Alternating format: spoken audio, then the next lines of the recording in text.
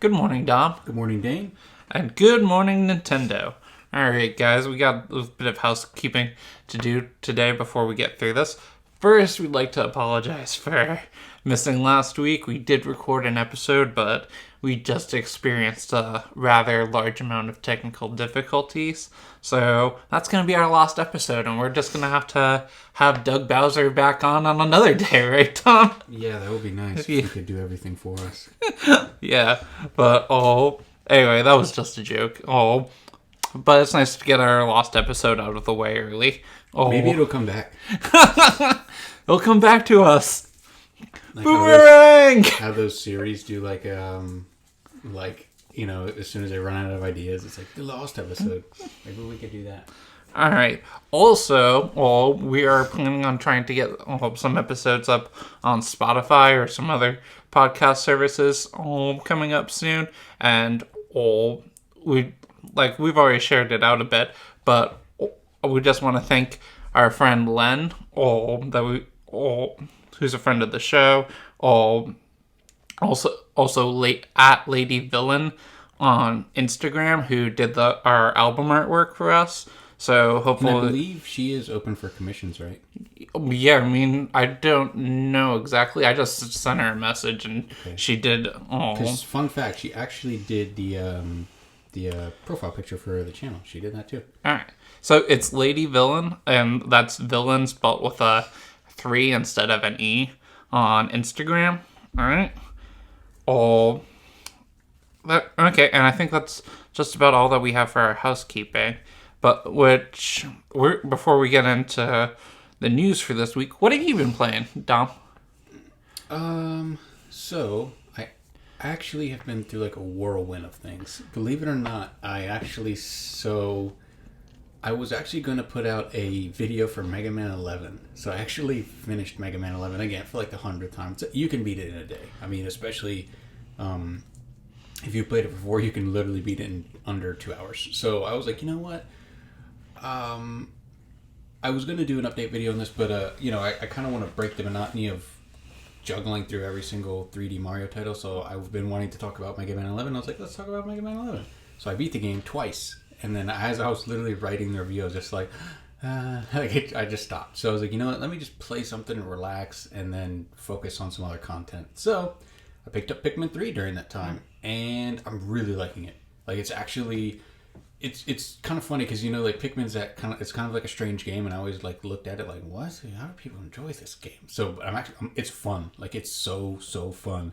So obviously, there's a lot of time management to it, which is cool. And then the whole idea is you play as these. I wouldn't say they're kind of stranded. They do, get back to their ship. But anyway, you need to bring food back to your colony, and so the Pikmin help. And it's really cool. Like, there's these like puzzles throughout every single level. You're timed on it. You need to get back to the ship at a certain time because the Pikmin can't survive at night because they'll get eaten. And actually, yesterday, the saddest thing happened to me. I didn't get back to the ship in time. You're fine, but any of the Pikmin that you have out with you die, and it shows you like rocket up in your ship, and like you hear the cries and everything. The Pikmin come on screen, and then one of the creatures from that planet or from that part of the planet starts to eat them, and then literally in your log, like your log when you get back on the ship. I was playing as Alfie at the time. And he was just like, we lost so many Pikmin today. I was just like, this is kind of depressing. But it's fun. I've been really enjoying it. And I almost want to get into playing the new Play Control ones, 1 and 2 that were on the Wii, because that's the ones that are accessible to me. But what about you? I mean, big thing that we talked about last week was the demo for Hyrule Warriors Age of Calamity. I went through and I've played every single mission on every single difficulty. So, I've done 5 hours in just the demo alone. But I also picked up a new capture card this week. And I've basically just gone through and, I was just like, I want to keep playing more of this type of game, but I don't want to... But, I have nothing, there's nothing else I really want to play. So I actually ended up starting a new file Legend of Zelda, and I've been working my way through that. Breath of the Wild. Yeah, Breath of the Wild. Oh, so that's been fun. It's just like I find the like my complaint against like a lot of like the games that I've played so many times is like, well, I know what the beginning is so much that like I don't really enjoy it. But like I find that every time I go back to Breath of the Wild, I keep doing the same thing as for starting out at like Beyond the Great Plateau. Is just like, okay, and like I even do the shrines on the Great Plateau in kind of the same order. So it's a bit weird that like one of my complaints against other games is something that I choose to do in Breath of the Wild. Every time I like start fresh in Breath of the Wild, I always get the same feeling, and it's not a bad one. Like, obviously, you know, there's like a been there, done that kind of thing, but it never feels like it's not going to be fun. I don't know. Every time I'm like, I can easily still sink like a couple hours into it out of the gate and still just like, you know, feel the same that I felt like the first time playing it. It's like, I don't know. It's this weird feeling that I get with Breath of the Wild. Like, it's always fresh for me. I don't know why. There have been times where I've started it and I'm just like, I feel a little sluggish, but I can totally keep going. So Breath of the Wild is one of the games that I actually kind of have to stay away from, because if I pick it up and I'm like I'm into it, then that's it. Then for like the next like couple weeks, I'm just playing Breath of the Wild until, you know, I've done everything that I possibly want to do, or until I'm getting sick of it, which it rarely happens. So I tend to like stay away from it unless there's like a quick thing that I just want to do, or like capturing footage for it, whatever it may be. But it's one of those games where every time I'm in, I'm just like, yeah, we're here for a while. We're staying. Yeah. All right. Well, that allows us to get on to all of our news for the week. Strap in, because it's gonna be a long one. We got tons of next gen with the new gen coming out next week. We got a bunch of updates and news, and the embargo for PS5 breaking today. We got lots of stuff to talk about. But first off, before we get to the reviews, I'm going to talk about some of the memory requirements. I'm just going to go down the list right here. So the Xbox Series S, so the small one that's $300, comes with only 364 gigabytes of usable storage. Yikes. Yeah. I think it's actually crazy, because like in reality that's a lot, but like for video games that's not a lot. Well, like even for like on my Switch, I think I maybe have a 256 gigabyte SD card, or maybe it's 512. I didn't double check it. But like if I load all of the games that I have on to my Switch, I still have extra space still. And it's just like, but like I think like Nintendo is really good at like getting their file sizes down real small. Like Breath of the Wild base without the DLC is like 13 gigabytes. Yeah, which is just insane. But I think for what Microsoft is trying to get at here with the Series S is like, I think for who they really want to push that towards is like the casual market, or the people that like have a PS5 or a Switch, and like they want to have like something that like plays games that like as their second console, like something like the Switch obviously can't play a bunch of games, so it's just like you need something else. And at $300 for the Series S, it's pretty decent. I think if you're jumping into like next gen and you want to, you know, like you said, experience Game Pass, or like you're playing like 2 games out of the year, sure. I think a lot of the people that like this may speak to is like the people that like get the Maddens, the FIFAs, and like their Call of Duty, and that's their 3 games that they just play, and then like when the next iteration of those come around, they just trade in and like they move on to the next game. I think at the end of the day, I think the Series X is just going to do better than the Series S. I think the Series S is going to be an afterthought after a while, because, you know, the average consumer is just like, they want to stick to tradition, and they're going to be like, I don't want this $300 box. And then on top of that, if you want to expand the storage, it's almost 220 gigabytes for a 1 terabyte So expansion you're card. You're over the realm of just getting a Series X at that point. Yeah.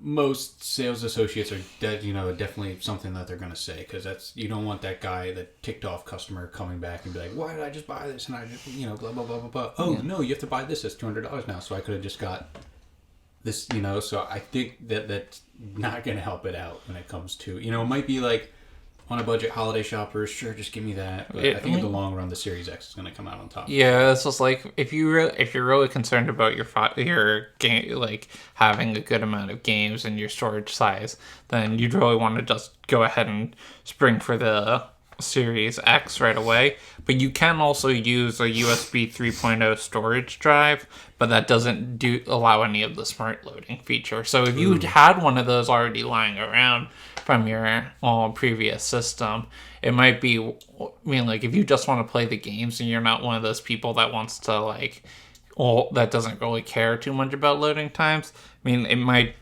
think there's an audience for it. I don't think it's the major people. I don't think it's like the people like you and me who who are staying up to date on games. Yeah, I definitely think it's the casual crowd for sure. Yeah, but the Series X doesn't really seem too much better in my opinion, because it is better, but for that extra $200 for the Series X, you only get about another 440 gigabytes or so, because Series X comes with 802 gigabytes of usable storage, which is not terrible. It's not terrible. You can definitely get a good amount of games in there, but and I have this one here written down here for just for comparison. The Cold War, Call of Duty Cold War memory size was announced this week, and here's what we got. And this doesn't include day one patches, right? I think this is just the base game. So for PlayStation 4, it's 95 gigabytes. PlayStation 5 is 133 gigabytes. Xbox One is 93 gigabytes. And the Xbox Series X/S is a file size of 136 gigabytes. So that's a third to an eighth of your memory side of your memory just being used up by that one game. That's ridiculous. And they're only going to get bigger. Let's be realistic. I know. Yeah. The format that Sony goes with, I believe for the PS4, it only holds 50 gigabytes. And obviously it's well over that realm. Some games are shipping on 2 discs, so it's getting to that point where I feel like most people are going to migrate to another source for storage. It's just the way it's going to have to be. There's no way you could, even with 800 gigabytes, there's no way you're going to max out probably within a couple months for sure, especially if you're playing games like that. Maybe for the casual audience or the indie crowd, or maybe if you're I know some people will have a PS5 and they'll play the exclusives on that, and then they'll have the Series X and they'll play third-party games on that. Maybe if you go that route, because you're splitting things up a little bit, you might be able to hold on to your storage for a little longer. But at the end of the day, that's a lot. That's a lot. That's literally almost 150 gigabytes for one game, excluding patches that will come in. I think Modern Warfare now is somewhere around 200 when everything's said and done, which is... Oh yeah, because this doesn't include Warzone at all either. But and then rounding that out, we have the PS5 comes with 825 gigabytes storage, and while the usable storage hasn't been officially confirmed, or wasn't officially confirmed when I was writing my show notes last night, Twitter user Okami13 posted screenshots highlighting that the PS5 review unit sports 667 gigabytes of usable storage. So that's kind of in your middle ground there. And also the other day, Sony came out and confirmed that the expandable storage slot on the PS5 isn't going to be functional at launch. So you're kind of stuck with 667 gigabytes all for until we finally start seeing some of that compatibility come out. Yeah, that's not good. I mean, it kind of sucks too because it's to the point where these are like premium consoles in a sense. Like it's not like if they feel like very very much like it's a luxury item now. Where like some consoles did feel like that, but it was more along like we're just getting a new console. Where now it kind of feels like we're like really in the upper entourage, like really like these are very like almost like high tech devices now. And it does kind of suck that out of the gate. You're going to most likely like require some sort of external storage because there's no way you can't do that.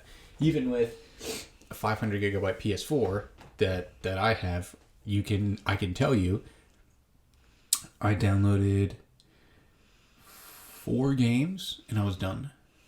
That was Final Fantasy 15 Royal Edition. That was Final Fantasy 7 Remake. That was Kingdom Hearts 3, and then Kingdom Hearts 1.5, 2.5, and 2.8. That was it. And I actually think there's something I had to like delete some things.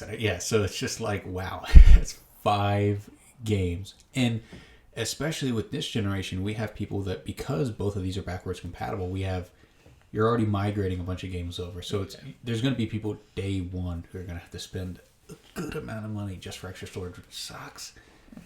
That's just terrible. I mean, I think this is automatically like, I think off the bat this is really going to depend on where you are, and what type of internet you're dealing with as well. I mean, like, because most of the people I listen to, like they live in places that have good internet, so like they can all.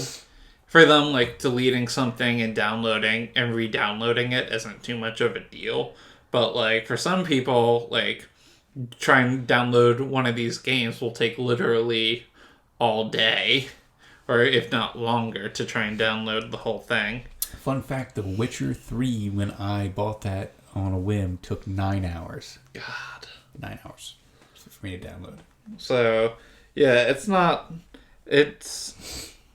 great, but I actually know from what I've heard with the Series X, apparently you don't even have to deal with that anymore. I believe it's the way you transfer your games over, or how you essentially are setting up your new Series X, but you won't have to worry about those download times like whatsoever. Well, I mean, like, isn't it like smart loading or whatever? Yes. Like, they prioritize, like, what part of the game is actually going to be used first. Yep. Yeah. Alright. So, but I think that finishes up our next-gen memory woes. So we're going to get into the big meat of potatoes of today. So yesterday we had the Xbox Series X reviews coming out. So I just took kind of the verdict or the last paragraph here. IGN has like these super in-depth reviews out on them, and I mean, if you really want the full story on these, you're gonna have to go and like really check out all the ins and outs of it. But I got Ryan McCaffrey from IGN's write-ups on the Series X right here, so here we go. We can only assume that the Xbox Series X will wow us with new and spectacular next-gen games eventually, but there isn't much to judge it on right now. But in the meantime, no matter what current games you throw at it, your loading times will be drastically cut, your frame rates will be smoother, and your resolutions will be higher. This bold and minimalistically designed box is quiet, compact for both the power it packs and especially how it compares to the PS5. Capable and loaded with convenience features like instantly resuming and cycling between any of your recently played games. Compared directly to the PlayStation 5 specs, it flat out gives you more power for the same price. It's going to be a joy to see what developers actually do with it in the coming years. And I also got something else, we also have Tom Warren from The Verge. This is what he had to say. In the meantime, Microsoft has built what feels like an exciting PC upgrade experience in a console form. The Xbox Series X comes the closest I've ever witnessed to recreating the superior PC experience of playing games. Thanks to SSD storage, a far more powerful CPU, 120Hz support, and impressive backward compatibility features that improve existing games. This is all inside a $499 box that's quieter and far easier to use and maintain than the $3,000 gaming PC I built a few weeks ago. There's a reason the Xbox Series X even looks like a PC. It's because it often feels like one. The only thing is with the Series X, Series S and X, I suppose, that, it's kind of unfortunate for Microsoft and the console to face at launch is, there's literally nothing tying you to that console. There's no killer app. No killer app. There. On top of that, there's nothing to really showcase the console, like what it's done. Right now, like, all you really have is the quick resume, the loading times being gone, and this crazy backwards compatibility that Xbox has been working on, and Game Pass. So it's just like, it's really like, to me, if I got an Xbox, it's just like, it's like I wouldn't even be buying games for it. I'd just really be using the. I will say that's Xbox's biggest thing right now is that backwards compatibility. Just backwards compatibility and Game Pass are what really have is the services that they provide. Like, I primarily, I'm hopefully getting one this week, and the biggest factor on it was literally like I can play so many previous console games on this. Like, it's insane. Like, I literally picked up Sonic Generations and Sonic Unleashed on 360 because like I can play them immediately, like disc ready as soon as it's that's awesome. Like with obviously with the PS5 you're backwards compatible with PS4, but it's not going to get you too far. You're telling me with one console I can play Xbox games, Xbox 360 games, Xbox One games, and current gen games? That sells it on itself personally for me, but obviously for Microsoft, there's not really, like you said, a killer app or anything to showcase the system, honestly, which is unfortunate. Yeah, it's a hard sell at that point. I'm gonna read the Series S review, also by Ryan McCaffrey over at IGN. All in all, the Series S offers plenty of present-day value considering it only costs $300. It's limited to 1440p resolution and has a claustrophobically small storage space, but it's tiny and quiet with snappy load times and can play games at 20 frames per second if you can support it. I'm mostly concerned about its long-term viability. Games are only going to get more demanding going forward, so the Series S isn't something I'd recommend as your main gaming platform, but that doesn't mean it doesn't have its place. The Series S is an excellent second console. Like, if you want something for a kid who plays on a smaller screen, or if, for example, you have a PS5 but want to occasionally dip into the smorgasbord that is Games Pass, as long as you're clear on what the Series S strengths and limitations are, it's a unique, budget-friendly way to take your first steps into the new console generation. And honestly, that's what speaks to me here. It's just like, there's no, having Game Pass is just, I don't own any of these games. They're not really mine. So I don't mind, downloading the game, or deleting it, playing what I want. And, the Series Xbox isn't really what I would go to. It's just I like the PlayStation ecosystem a bit more. I'm definitely a bigger fan of the games lineup that PlayStation comes out with. And first of all, I'm always there for Nintendo. So the Series, if I had to get an Xbox right now, personally for me, the Series S, regardless of its small storage size, really is more what I would be looking at.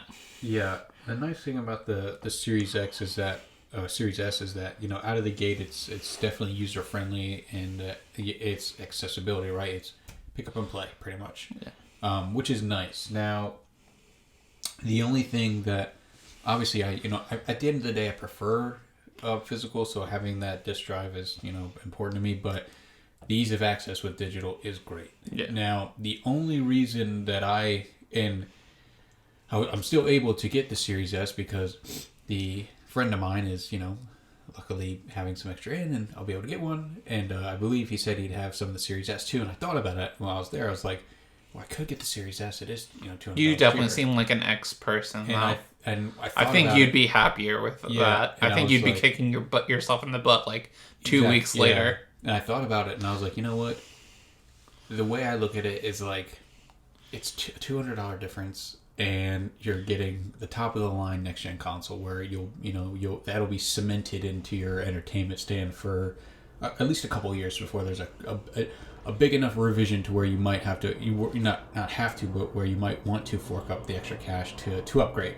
So I thought about it, and I was like, you know what? I'll probably do that because you can go get an Xbox One S for $299. So I was just like, I'm just gonna and for like the next year, like, and you could even probably find it used for cheaper. And like for the next year, Microsoft has already come out and said that like Microsoft isn't making any Xbox One X. Oh yeah, those have been any Xbox Series X exclusive games. I hate their naming convention so much. I'm just tripping over it all the time. I actually remember Phil Spencer saying that it's actually he actually just wants it to be called just the Xbox because he believes like the series is the line of models, and he just wants people to call it the Xbox, but no one's going to do that. You can literally have it on the package art saying Series X / like that's what people are going to call it, which is very annoying. It can't be as smooth as PS5. Should be nice. Yeah. All right. So I think we've kind of spoken our piece on there. Which means we just broke this. Like this just came out like 2 hours ago. Before the time of recording. So we have. Oh yeah, the embargo for the PS5. Yeah, the PS5 embargo just broke. So there's still some things that they can't talk about. Like they can't talk about 3D, like third-party games and all. They can't talk about media apps. But here's the verdict that we got down from Luke Riley at IGN.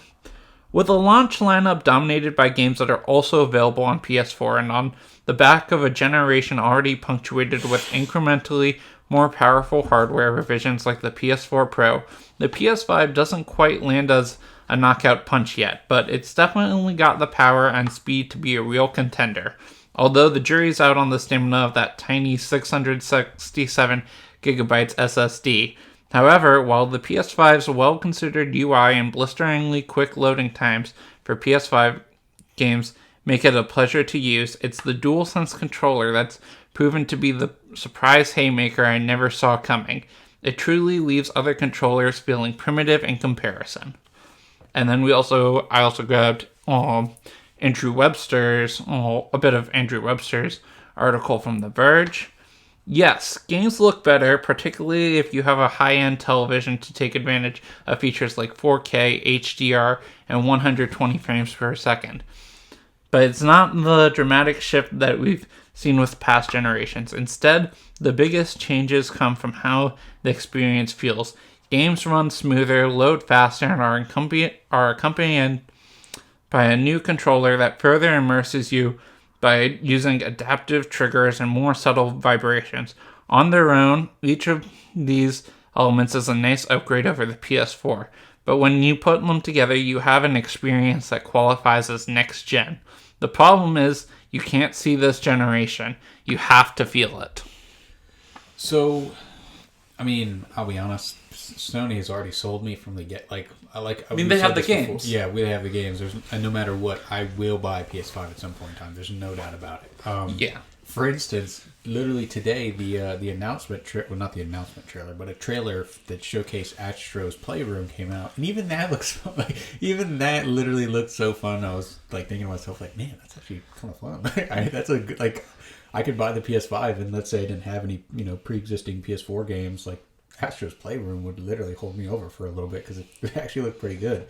But I mean, yeah, I'm literally already sold on that. I think we talked about this briefly before, but the direction that I think I'm going in, PS5 obviously for exclusives, Xbox Series X for third-party games because they're going to look better there, and then Switch for obviously Nintendo. And there are some third-party games that I do opt out to go on the Switch because I do like the portability of it. But for the most part, I think for this generation, I think that's the route I'm going. What about you? I mean, like, for me, like, it depends on the game, because, like, I really do enjoy the portability of the Switch. It's just, like, I've never been someone that really cares a whole lot about how the game looks. Like, there'll be some moments, like, I was playing Breath of the Wild last night, and, like, I just had a moment that made me sad. Like, I was coming off one of the towers, going down, and, like, one of the dragons was flying by, and, like, I got within, like, what must have looked like 50 feet to this thing, and suddenly all the textures popped in on the dragon. I'm just like, why? It just, like, it's some small moments like that make me wish the Switch was more powerful, but, like, overall, like, the moment-to-moment gameplay is fine. Yes. And I'd rather be able to take, like, if I'm going out for the day and I think I'm gonna have the time, it's just so much easier to just try and bust out, like, a few minutes here and there. It's just, like, even if I did get a PS5 or had a PS4, I, like, one of the third-party games that I'm kind of looking forward to right now is Immortals Phoenix Rising. But, like, I'm gonna play that on the Switch. It's just, like, so for me personally, like, I have Game Pass right now, which includes xCloud. So, like, I have a computer that can play some of those games. Have my phone that plays a lot of those games. It's not the best way to play those games, but they're playable if I really want to get at it. So, like, there really isn't, like, a driving force for me to get a Series X. But, like, I'd really love to grab a PS5 once some more of the games that I'm looking forward to come out. But, like, there isn't, like, I don't want to spend $400 right now on PS5. Well, I would buy I would get the digital. Apparently that's, like, really hard to find. Yeah. And I think Sony is, for whatever reason, like, I guess they're not prioritizing that, which makes sense because some analysts have took a look at the pre-order numbers, and the PS5 disc drive version literally makes up like 80% of pre-orders. So maybe they're like, yeah, we might not. Who knows? I mean, I really haven't seen any out, which is unfortunate. You would assume they'd want to push that, but they're probably taking a loss on that. I don't know. I mean, like, maybe for the extra $100 it'd be nice, but, like, because there are still some games that, like, I buy and then, like, I sell them and I'm done with them. But there's a lot of games that, like, I just keep coming back to as well. Yeah, so I don't know. Sony has that benefit. I mean, you already have their pre-existing. I think I personally think the PS4 was probably the best exclusive lineup that they've ever had, and you already have that day one. Yeah. So like that's a huge sell. And also, if you have PlayStation Plus, like on the PS5, you have the PS5. Like, if you didn't PS5, buy any of those games, you have the collection. You have the collection, which is a huge deal. Yeah, I mean, those games are still phenomenally well games. Like, it's not like they're like, oh, like, people are still playing those today. But yeah, I mean, I would say PS5, no brainer. I definitely know you'll pick one at some point. Yeah, I'm thinking, like, if I I was talking to my dad last night, and he was just like, well, I mentioned that, like, I was playing another podcast in the car, and he was just like, so then those new systems are coming out, and it was just like, if you could get one, which one would you get? And I was just like, I'd get this one. So, like, maybe, like, it'd be nice if he surprised me with one, but, like, with the demand for them and everything and how crazy it is going to be getting one. Hey, like, I'm not... You never know, dude. Like, $500 is a lot to ask for someone to spend on me for Christmas. It is, but you never know. Some people, like, there's some people who truly just enjoy the gift of, giving. Like, they really do. So you never know. Yeah, but like, if I think, like, the soonest I plan on buying one right now is, like, next summer. It's just like once honestly, the PS5 library gets built up a bit more. That's probably going to be the sweet spot because we haven't mentioned this yet, but in case any of you guys were wondering, for next gen consoles, now I know for PS5, no matter what, they're only going to be available online. So launch day, you literally cannot walk into a store to buy them. You can do curbside pickup, and you can do contactless pickup, where essentially you pay for it via their app or their storefront online, and pick it up in the store. But you cannot walk into the store to buy one. They won't have any. You can't. Well, they will have some, but you just can't do that. For Xbox Series S and X, I believe it's going to be the same deal excluding GameStop. I believe at GameStop you can still walk into there and buy one. And from what I've heard at GameStop on launch day for both consoles, they will post on out front of their store the amount of units they have. So you'll be able to go to your local GameStop and they'll tell you literally on the front of their store how many units they have for PS5 or for the Xbox Series X and S. But they will have those in the store for other retailers online. And I believe it's going to stay this way. From Best Buy has put out an article, and they said for Best Buy you will not be able to buy a PS5 or Xbox Series S or X or the digital version of the PS5 in store until 2021 at least. Which sucks because, scalpers, there's literally bots that are just set up to buy those, and it's unfortunate unless they set up a queue system, which would be fair for everyone, but who's to say I go and add 10 to my cart? So it's just gonna be a pain getting a PS5, but I mean, if it's meant to, it'll happen if you want it to. But rolling into our next topic, we have something that I'm pretty excited to talk about, and that is... You want to go with the Starlight one yes. first? Okay. So, for any of you that don't know, Nintendo has these Starlight stations, as they're called, and these are essentially like kiosks that are loaded with not demos, these are actual games, and they've done it dating all the way back, I believe, to the NES. They've done the NES, the SNES. I got a thing from their website if you want me to read that. Yes. Alright, so this is from the Starlight website.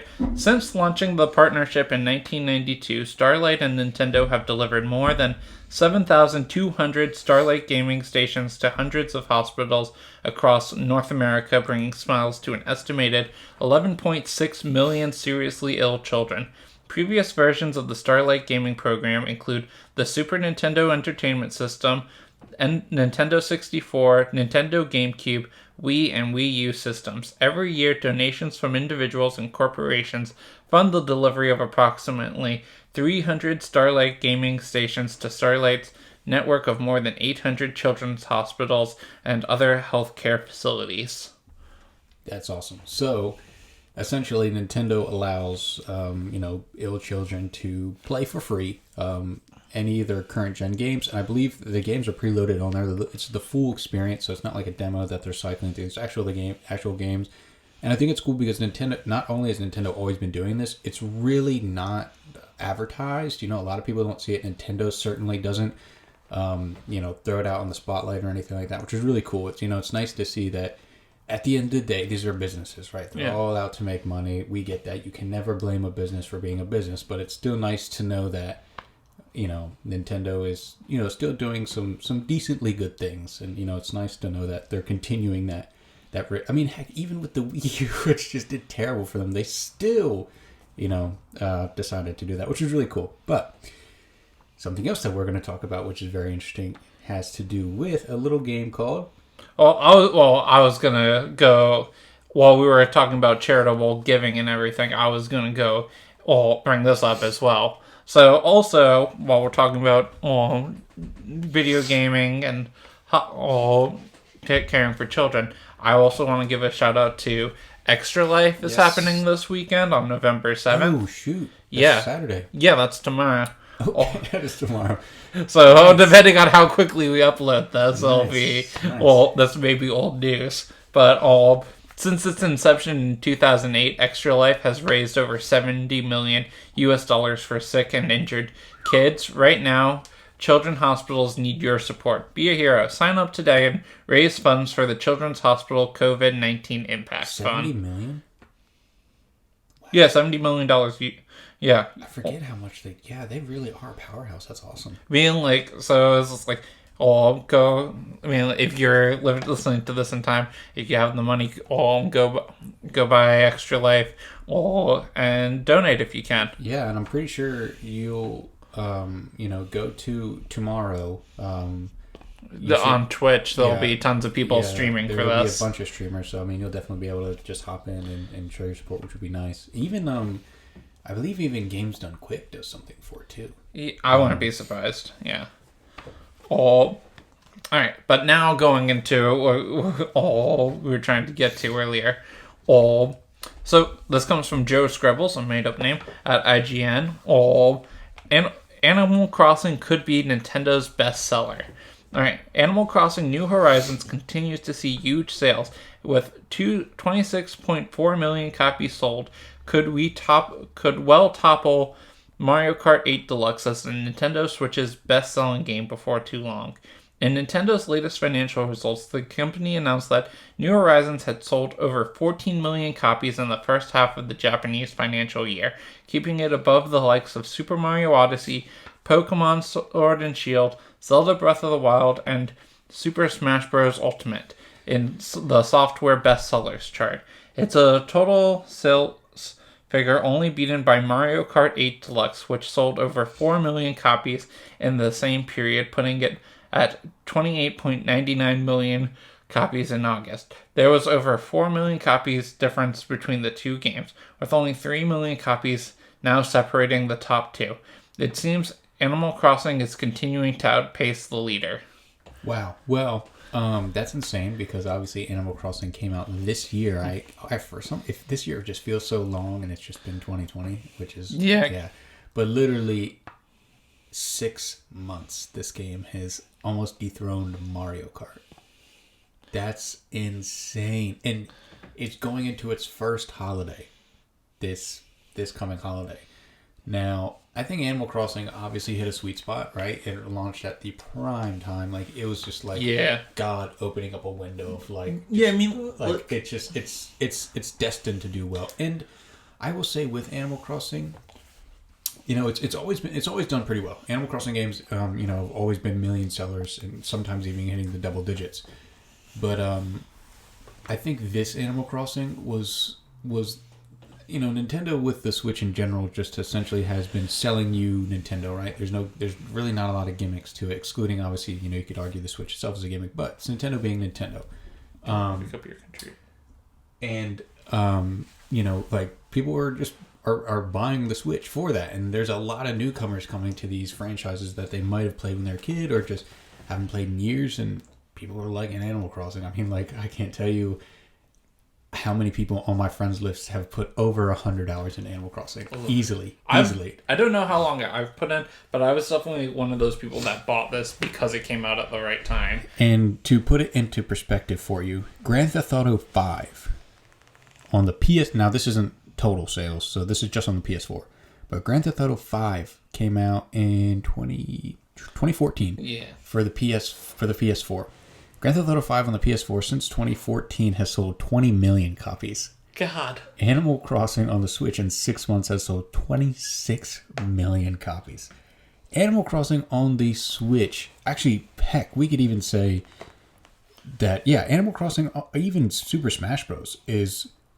Has outsold any exclusive title on both Xbox and PS4. So, I mean, the attachment rate that these first-party games are getting is just insane. Like, it's almost like, I'll put it like this. Prime example is, let's look at New Super Mario Bros. U Deluxe. Now, that game launched on the Wii U, which we all know did terrible. It only sold on the Wii U around 5.5 million copies.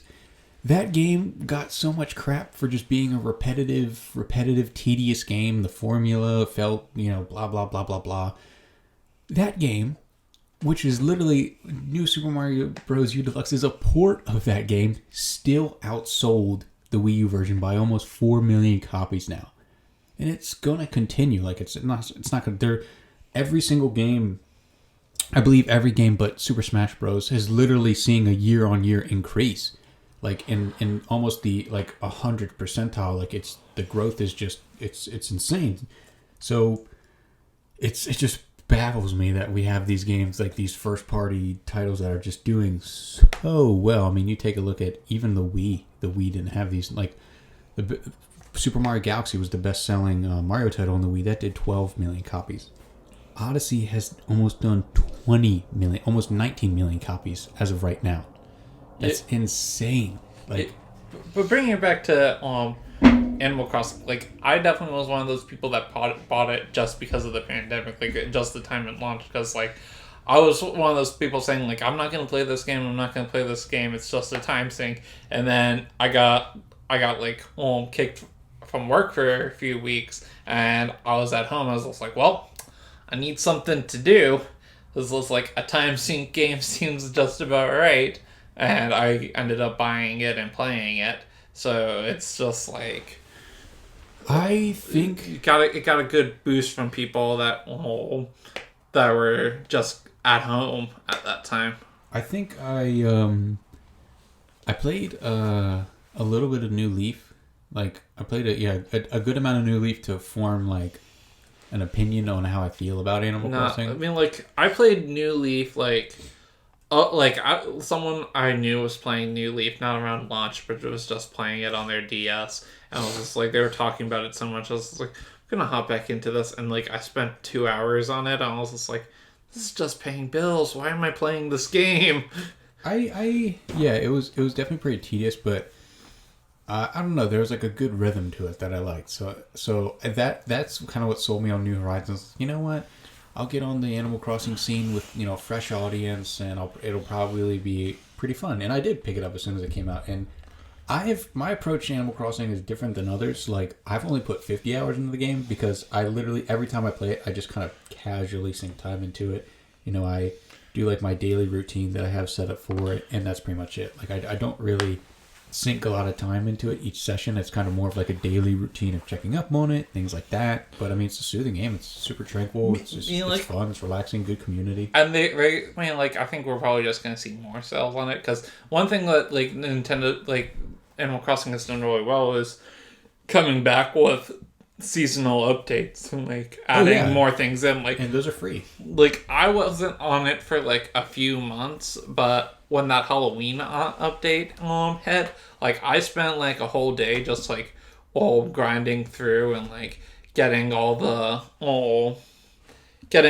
the recipes. But like the thing that I don't like about Animal Crossing is just like it could be made less tedious. Like if you're building a recipe for something, it's like you have to do it one at a time, and it's just like, okay, well, I want to make 5 of these, but I have to sit here, or like doing fish bait. Like I have to you have to sit there and do each fish bait individually, and like terraforming would be fun, but that's also another thing that's just so tedious to sit there and try and do and make everything exactly how you want. Yeah, I think it is super tedious, but like a part of me kind of likes that grind. I don't know why. It just doesn't makes feel rewarding enough for me though. For me, it just feels like natural. Like it would be a process, but sometimes it's super super annoying. But one thing I wanted to talk about was Breath of the Wild sales that is at 19.74 million. If we include the Wii U version, it's over 20 million. But to give you guys an idea of just how successful that is, if we take a look at Twilight Princess, now I'm going to put in Twilight Princess, GameCube, and the Wii U remaster, all of those, right? So Twilight Princess alone, I believe, on the Wii, became the best-selling Zelda title right before, I'm pretty sure it dethroned Ocarina of Time. So if we put Twilight Princess's sales on the Wii, on the Wii U, and on the GameCube, we'd be around 10 million, maybe a little more. And then we look at Breath of the Wild, which is literally almost double that in technically 2 releases, which is literally like, that's how successful that game is. Literally almost 20 million copies of Breath of the Wild have been sold. Who would have ever thought that? Me. I don't know. Like, yeah, like the thing is, I have you are so much more of a numbers person than I am, getting into like a bit more of these details than me. Like it's just like, well, when you look at the history of things here, like prime example, we can take like a top-down Zelda game. The best top-down Zelda game was Link to the Past, that sold around 6 million copies. But like that was such a different time though, as well. Because like imagine how many more versions and copies of that have been like sold, or like the virtual on console. Oh yeah, thing. it's definitely definitely more like mean, like, gaming's just gotten more and more popular over the years and, like, easier to all get into. Well, the thing about a lot of Nintendo's IPs is their sales numbers tend to stay in the same range. Like, for a mainline Zelda title, before Breath of the Wild, you could expect anywhere from 3 million to 7 million. And so they would always be in that ballpark. So to see a drastic increase like this is just insane. Like, you can even take the Pokemon series. They've always been in the same ballpark of sales numbers. Mario series, always been, or the mainline Mario games, always been in the same ballpark. Even for, like, the top-down Zelda games, they've always been in the same ballpark. Like, you can expect a certain amount of numbers for these to sell. So it's not like where you look on the PS4s, the Xbox, like, numbers will fluctuate like crazy. You could have a killer app that just does so well, and then you could have a follow-up to that doesn't. Whereas Nintendo, there's a big level of consistency there. So to see pretty much, a huge increase is just insane for this. Like, you've pretty much taken Zelda like its mainline. I would argue that, it wasn't as mainline because, to be honest, 7 million copies sold is no laughing matter. Like, it's a big feat, but it's still not. We're not talking like Red Dead Redemption numbers. We're not talking about FIFA numbers, but it's getting to that threshold, which is just insane to me. Like, it's like that. It's that popular, which just blows my mind. Especially when you look at, like, previous numbers, it's like really, really getting up there. And when everything's said and done, I think it's going to be close to like 25 million. All right. Well, to try and round this up, like, what do you think we're gonna see Animal Crossing beat out Mario Kart this holiday?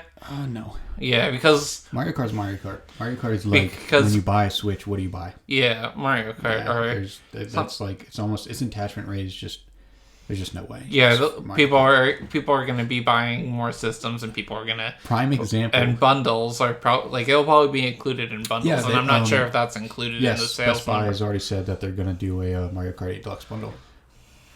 And you get a 3 months of Nintendo's online membership for free.